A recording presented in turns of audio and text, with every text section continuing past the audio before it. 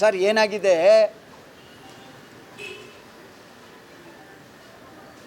ಒಬ್ಬರು MLC ಹೇಳಿದರೆ ಅಧಿಕಾರಿಗಳು ಚೇಂಜ್ ಆಗಲ್ಲ, ಒಬ್ಬ MLA ಹೇಳಿದ್ರೆ ಚೇಂಜ್ ಆಗಲ್ಲ, ಒಬ್ಬ RTI ಕಾರ್ಯಕರ್ತ ಹೋಗಿ ಒಬ್ಬ ಆಫೀಸರ್ ಮುಂದೆ ಕಾಲ ಮೇಲೆ ಕಾಲು ಹಾಕೊಂಡು ಕೂತ್ಕೋತಾನೆ. ವ್ಯವಸ್ಥೆ ಹಿಂಗಾಗೈತೆ. ಅಂದರೆ ಅವ್ರು ತಪ್ಪು ಕೆಲಸ ಮಾಡ್ತಾವ್ರ ಅಥವಾ ಇವ್ರು ಅಷ್ಟು ಸ್ವತಂತ್ರ ಕೊಟ್ಟಿದ್ದೀರಾ?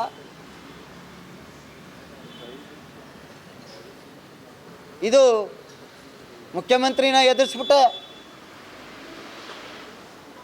ಯಾರನ್ನ ಎದುರಿಸಿರ್ಬೋದು, ಆದರೆ ಸಾರಾ ಮಹೇಶನ ಎದುರಿಸೋಕ್ಕಾಗಲ್ಲ. ಎಲ್ಲಿಗೆ ಬೇಕಾದ್ರೂ ಹೋರಾಟ ಮಾಡ್ತೀನಿ. ಏನು ಅಳಿದ್ರೆ ಬೇಸಿಗೆಯಲ್ಲಿ ಟೇಪು ಉದ್ದಾದತ್ತ, ಚಳಿಗಾಲದಲ್ಲಿ ಸಿಂಕ್ ಆಗತ್ತ? ಹೆಂಗೆ ಅಂದರೆ ನಿಮ್ಗೊಂದು ಗೊತ್ತಿರಲಿ,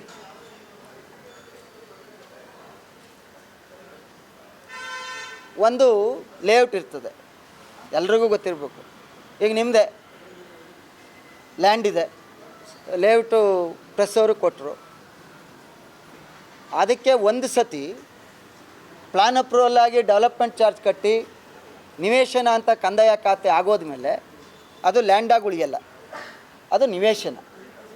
ನಿವೇಶನನ ಚೇಂಜ್ ಆಫ್ ಲ್ಯಾಂಡ್ ಯೂಸ್ ಮಾಡ್ಕೊಬಂದ್ಮೇಲೆ ಅದಕ್ಕೆ ಮತ್ತೆ ಎಲಿನೇಷನ್ ಬೇಕಿಲ್ಲ. ಅಷ್ಟು ಕಾಮನ್ ಸೆನ್ಸ್ ಅಲ್ಲದೆ ಇರೋವು ಮುಖ್ಯಮಂತ್ರಿನ ಎದುರಿಸೋಕ್ಕೆ ಪ್ರಯತ್ನ ಮಾಡ್ತವೆ. ಕಾಮನ್ ಸೆನ್ಸ್ ಬೇಕಲ್ಲ ನಮ್ಮನ್ನ. ಅದಕ್ಕೆ ಹೇಳಿದ್ದೀನಲ್ಲ, ಅಧಿಕಾರಿ ಹತ್ರ ಹೋಗಿ ಧಮಕಿ ಹಾಕಿದ್ದಾರೆ. ಎಲ್ಲ ಕೇಸನ್ನು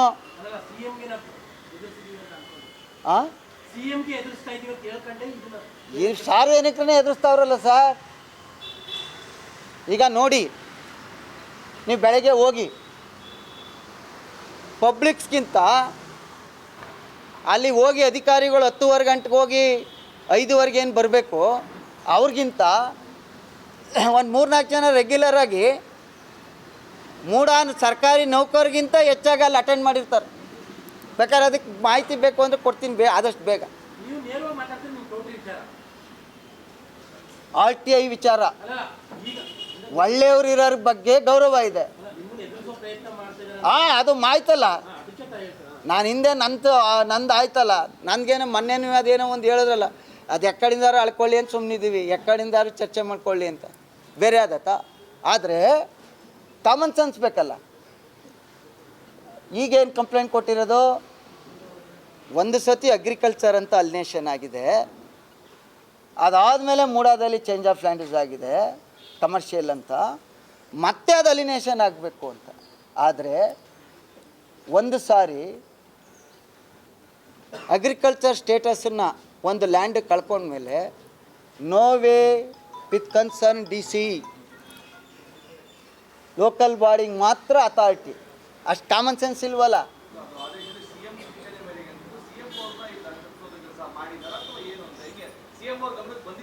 ನಿಮ್ಗೊಂದು ಗೊತ್ತಾ, ಇದು CM ಇರಲಿ, ಸೆಕ್ರೆಟ್ರಿಗೆ ಗೊತ್ತಿಲ್ಲ, UD ಮಿನಿಸ್ಟ್ರಿಗೂ ಗೊತ್ತಿಲ್ಲ, ಸೆಕ್ರೆಟ್ರಿಗೂ ಗೊತ್ತಿಲ್ಲ, ಅಂಡರ್ ಸೆಕ್ರೆಟ್ರಿ ಹತ್ರ ಲೆಟರ್ ತಂದು ಕೊಟ್ಟಿರೋದು.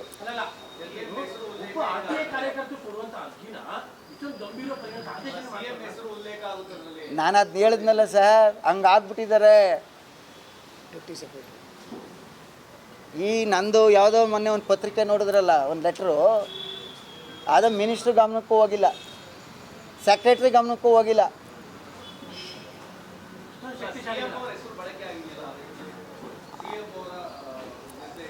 ಇಲ್ಲ, ಅದು ಬಳಕೆ ಮಾಡಿದ್ದಾರೆ, ಬಟ್ ಅವ್ರಿಗೂ ಗೊತ್ತಿಲ್ಲ. ಇದನ್ನು ಈಗಾಗಲೇ ನಾನು ಸೆಕ್ರೆಟ್ರಿಯವ್ರ ಗಮನಕ್ಕೆ ತೆಗೆದು ಯಾವ ಅಧಿಕಾರಿ ಇದನ್ನು ಮಾಡಿದ್ರು, ಯಾವ ಆ್ಯಕ್ಟಡಿನಲ್ಲಿ ಮಾಡಿದ್ದಾರೆ ಅಂಥೇಳಿ, ಯಾರು ಇದಕ್ಕೆ ಸೈನ್ ಹಾಕಿದ್ದಾರೆ, ಸರ್ಕಾರ ಯಾರು ಅಂತ ಕೇಳಿ ಈಗಾಗಲೇ ಪತ್ರ ಬರೆದಿದ್ದೆ.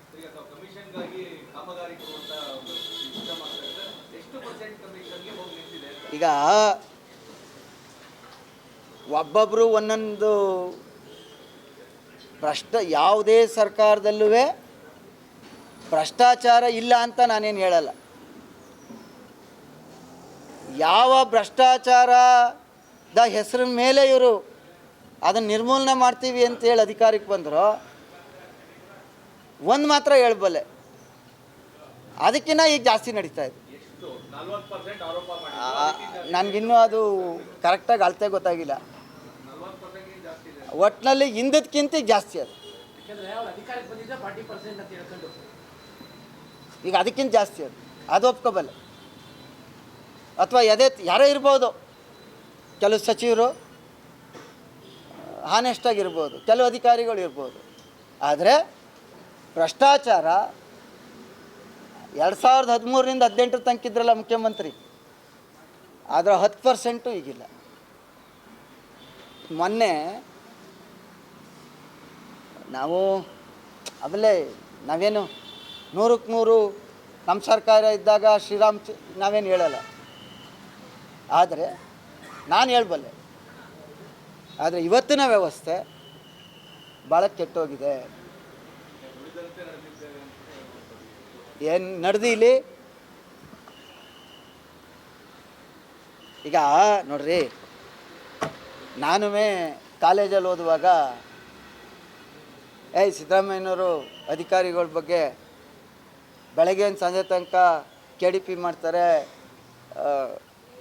ಅವ್ರನ್ನ ರೋಲ್ ಮಾಡಲಾಗಿ ಇಟ್ಕೋಬೇಕು ಅಂತ ಅಂದ್ಕೊಂಡಿದ್ದವ್ರು. ಪಕ್ಷ ಯಾವ್ದಾರ ಇರಲಿ, ಆಗ ನಾನು BJPಲಿದ್ದೆ. ಈಗ ಇಂಟೆಲಿಜೆನ್ಸ್ ಯಾರ ಹತ್ರ ಅದೇ? ಮುಖ್ಯಮಂತ್ರಿ ಹತ್ರ ಅದೇ ಅಲ್ವೇನ್ರಿ?